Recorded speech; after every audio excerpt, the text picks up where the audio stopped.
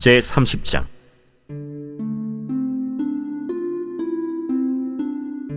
라헬이 자기가 야곱에게서 아들을 낳지 못함을 보고 그의 언니를 시기하여 야곱에게 이르되, 내게 자식을 낳게 하라. 그렇지 아니하면 내가 죽겠노라. 야곱이 라헬에게 성을 내어 그대를 임신하지 못하게 하시는 이는 하나님이시니 내가 하나님을 대신하겠느냐? 내 여종 비라에게로 들어가라. 그가 아들을 낳아 내 무릎에 두리니 그러면 나도 그로 말미암아 자식을 얻겠노라. 하고 그의 시녀 빌하를 남편에게 아내로 주매 야곱이 그에게로 들어갔더니 빌하가 임신하여 야곱에게 아들을 낳은지라. 라헬이 이르되, 하나님이 내 억울함을 푸시려고 내 호소를 들으사 내게 아들을 주셨다. 하고 이로 말미암아 그의 이름을 단이라 하였으며, 라헬의 시녀 빌하가 다시 임신하여 둘째 아들을 야곱에게 낳음에 라헬이 이르되, 내가 언니와 크게 경쟁하여 이겼다. 하고 그의 이름을 납달리라 하였더라. 레아가 자기의 출산이 멈춤을 보고 그의 시녀 실바를 데려다가 야곱에게 주어 아내로 삼게 하였더니 레아의 시녀 실바가 야곱에게서 아들을 낳음에 레아가 이르되, 복되도다. 하고 그의 이름을 가시라 하였으며, 레아의 시녀 실바가 둘째 아들을 야곱에게 낳음에 기쁘도다. 모든 딸들이 나를 기쁜 자라 하리로다. 하고 그의 이름을 아셀이라 하였더라. 밀 거둘 때 르우벤이 나가서 들에서 합 한 채를 얻어 그의 어머니 레아에게 드렸더니 라헬이 레아에게 이르되, 언니의 아들의 합한 채를 청구하노라. 내가 내 남편을 빼앗은 것이 작은 일이냐? 그런데 내가 내 아들의 합한 채도 빼앗고자 하느냐? 그러면 언니의 아들의 합한 채 대신에 오늘 밤에 내 남편이 언니와 동침하리라. 저물 때 야곱이 들에서 돌아오매 레아가 나와서 그를 영접하며 이르되, 내게로 들어오라. 내가 내 아들의 합한 채로 당신을 산노라. 그 밤에 야곱이 그와 동침하였더라. 하나님이 레아의 소원을 들으셨으므로 그가 임신하여 다섯째 아들을 야곱에게 낳은지라. 내가 내 시녀를 내 남편에게 주었으므로 하나님이 내게 그 값을 주셨다. 하고 그의 이름을 이사가리라 하였으며, 레아가 다시 임신하여 여섯째 아들을 야곱에게 낳은지라. 하나님이 내게 후한 선물을 주시도다. 내가 남편에게 여섯 아들을 낳았으니 이제는 그가 나와 함께 살리라. 하고 그의 이름을 스불론이라 하였으며, 그 후에 그가 딸을 낳고 그의 이름을 디나라 하였더라. 하나님이 라헬을 생각하신지라 하나님이 그의 소원을 들으시고 그의 태를 여셨으므로 그가 임신하여 아들을 낳고 이르되, 하나님이 내 부끄러움을 씻으셨다. 하고 그 이름을 요셉이라 하니, 여호와는 다시 다른 아들을 내게 더하시기를 원하노라. 오늘의 하나님 말씀 창세기 30장 1절부터 24절까지의 말씀을 묵상하겠습니다. 오늘 본문을 보면 칼과 창은 없지만 마치 전쟁이 일어난 듯한 긴장감을 줍니다. 바로 출산 전쟁입니다.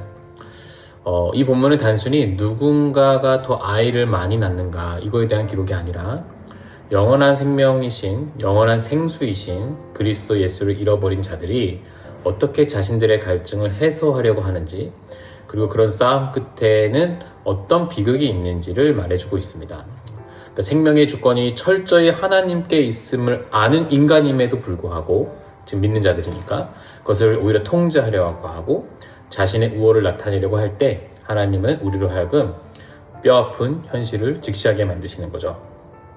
1절에 보니까 라헬이 조금 도발적인 언어를 사용합니다. 내가 죽어버리겠다는 겁니다. 나에게 아이를 주지 않으면 죽겠다고 말하고 있죠. 여러분, 라헬은 남편의 사랑을 독차지한 인물이었고 당시에는 누구나 공감하는 아름다움을 가진 여인이었습니다. 그러나 잔열한 이 결핍 때문에 자신의 모든 존재 가치를 지금 부정해버리고 있는 거죠. 심지어 라헬은 지금 하나님을 향해 기도하지도 않고 눈에 보이는 남편을 향해 호소하고 있습니다. 하소연하고 있는 거죠. 그리고 아이 낳는 책임이 바로 야곱에게 있다고 책임 전가의 모습까지 보여주고 있죠. 그래서 라헬을 그렇게 사랑했던 야곱도 참지 못하고 말합니다. 내가 하나님이냐? 너가 임신하지 못하게 하는 분이 하나님이신데 내가 어떻게 하니? 라고 2절에서 말을 하고 있습니다. 여러분, 지금 야곱은 MBTI T입니다. 즉 야곱의 대답은요, 신학적으로는 100% 옳은 말이죠. 생명의 주권이 오직 하나님께 있습니다. 맞아요. 너무나 정확한 고백인데 인격적 차원에서는 마이너스죠. 즉 야곱은 고통스러워하는 이 아내 라헬을 향해서 긍휼의 눈물을 흘리지도 않고, 또 아버지 이삭이 어머니 리브가를 위해서 엎드려 기도했던 그 모습도 보이지 않고 있습니다. 하나님께 나아가지 않고 있는 거예요. 그저 차가운 남편이 되어버리고 만 겁니다. 이런 대우를 받자 라헬이 결국 자기 스스로 구원의 길을 모색합니다. 그것이 바로 3절에서 8절까지 이어지는 여종 비라를 통한 대리 출산인데요. 3절에 보니까 라헬이 비라에게로 돌아가라, 그러니까 비라와 관계를 맺으라는 말입니다. 여러분, 라헬이 안타까운 것은 예전에 지금 사라, 그러니까 라헬에게는 할머니죠. 사라가 하갈을 통해 이스마엘을 낳았던 그 뼈아픈 불신앙의 길을, 그것 때문에 얼마나 괴로웠습니까? 아브라함 가족이. 그 길을 지금 따라가고 있다는 겁니다. 그러니까 인간적인 수잔, 내가 통제하고 싶다는 교만이 자신의 결핍을 채울 수 있다고 착각하고 있는 것이죠. 결과를 지금 그럴싸해요. 비라가 임신하여 아들을 낳았기 때문이죠. 6절에 보니까 하나님이 나의 억울함을 풀어주시려고 나의 호소를 들으셨다. 심지어 둘째까지 낳습니다. 내가 언니와 크게 겨루어서 마침내 이겼다. 여러분, 이게 정말 하나님을 찬양하는 모습인가? 아니죠. 자기만족입니다. 언니를 향한 승리감, 자신의 자존감을 회복했다는 그 자기위로에 불과합니다. 언약의 후손이 태어나는 이 거룩한 역사가 자매 간 권력 투쟁의 도구라는 곁길로 지금 빠지게 된 것입니다. 근데 어제만 해도 은혜를 입었던 이 레아가 갑자기 반격에 나섭니다. 9에서 13절을 보면 레아도 자신의 몸종 실바를 야곱에게 들여보내죠. 그리고 레아가 하는 말입니다. 13절 보니까 여인들이 나를 행복하다고 할 거야. 그러니까 모든 여자들이 자기를 부러워할 거라 말하는 겁니다. 우리는 여기서 이제 질문을 하나 해야 됩니다. 여러분, 이 가정에 평안이 있을까요? 야곱이라는 남편 하나, 자녀라는 성취를 두고 두 여인이 자신의 여종까지 동원하면서 지금 출산 전쟁을 벌이고 있습니다. 완전히 콩가루 집안이죠. 우상이 가득한 집안이 되었습니다. 자녀라는 우상 때문에 가정의 평화가 사라지고 있는 겁니다. 이 관계 어린 출산 전쟁이 14, 21절에 나온 이른바 합한채 사건에서 더 짙게 드러납니다. 밀을 거둔 무렵에 그러니까 레아의 아들 르우벤이 고대의 근동의 대표적인 정력자라고 불렸던, 그러니까 임신 촉진자라고 불렸던 합한채를 발견해서 그의 어머니 레아에게 가져옵니다. 그러니까 자식도 지금 어머니 출산 경쟁에 합류해버린 거예요. 근데 당시에 이게 너무 귀한 열매인데, 이 열매를 레아에게 가져오니까 라헬의 반응을 보니까 너무 기가 막혀요. 14절에 청구하노라. 너무 번역이 좀 이상한데요. 지금 르우벤이 가져온 합한채, 그러니까 르우벤이 레아에게 가져온 그 합한채를 나눠달라는 겁니다. 자기한테. 그러니까 자녀를 낳지 못하는 불안감에 시달린 라헬이 약초의 힘을 빌려서 한번 애를 낳고 싶어서 자신의 자존심을 무너뜨리고 자녀를 낳지 못하니까 무너뜨리고 지금 레아에게 간 것이죠. 라헬이 약초의 힘을 빌려서 애를 낳고 싶었다는 거예요. 이때 레아가 말합니다. 15절. 야, 너 남편을 빼앗은 것도 모자라 이제 합한채까지 뺏으려고 하니? 결국 라헬은 합한채를 얻는 조건으로 야곱과 동침할 권리를 레아에게 팔아넘깁니다. 자, 그리고 밤에 야곱을 맞이한 레아의 말이 노골적이죠. 16절. 오늘 나랑 관계 맺어야 돼. 라헬이 가졌던 잠자리 시간을 합한채로 샀기 때문에 정당히 그 요구를 지금 요구하고 있는 겁니다. 여러분, 이 정도면 너무 엉망진창 콩가루 집안 아닙니까? 야곱도 정말 답답해요. 지금 그 이스라엘의 영적 족장이에요. 리더라는 거죠. 근데 두 아내의 거래에 따라 이리저리 끌려다니는 생물학적인 그 시네리로 전락해버리고 말았어요. 그러니까 가장 거룩해야 하나님의 선택된 언약 백성이, 그 잉태 과정이 정력제 하나를 두고 밤의 권리를 사고 파는 거래로 추락해버리고 만 겁니다. 여기 아이러니가 있죠. 합한채를 지금 라헬이 가져갔잖아요. 근데 이걸 가지고도 라헬이 한동안 임신을 못해요. 오히려 합한채를 팔아버린 레아가 임신해서요, 5째 이사갈, 6째 스불론, 딸 디나까지 낳게 됩니다. 이게 무슨 의미입니까, 여러분? 인간이 쥐고 있는 이 얄팍한 통제력, 내가 의지하는 인간적인 수단과 방법론이 하나님 앞에서는 무의미하다는 겁니다.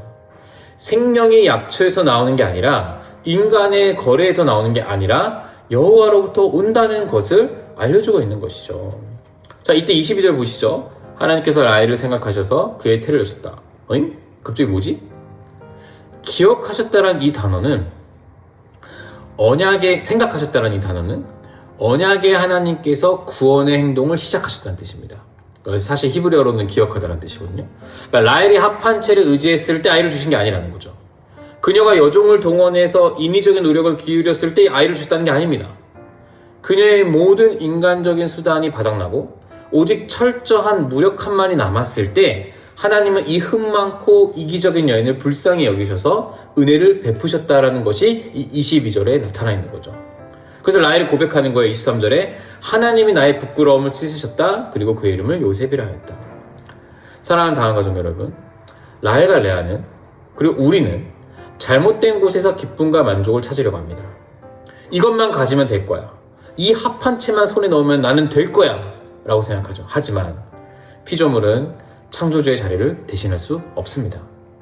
무한한 가치를 지닌 인간의 영혼은요, 유한한 것으로 만족할 수 없어요. 오직 무한하신 하나님으로만 만족하죠. 오늘 여러분의 존재를 증명해줄 합한체를 여러분 혹시 찾고 계십니까?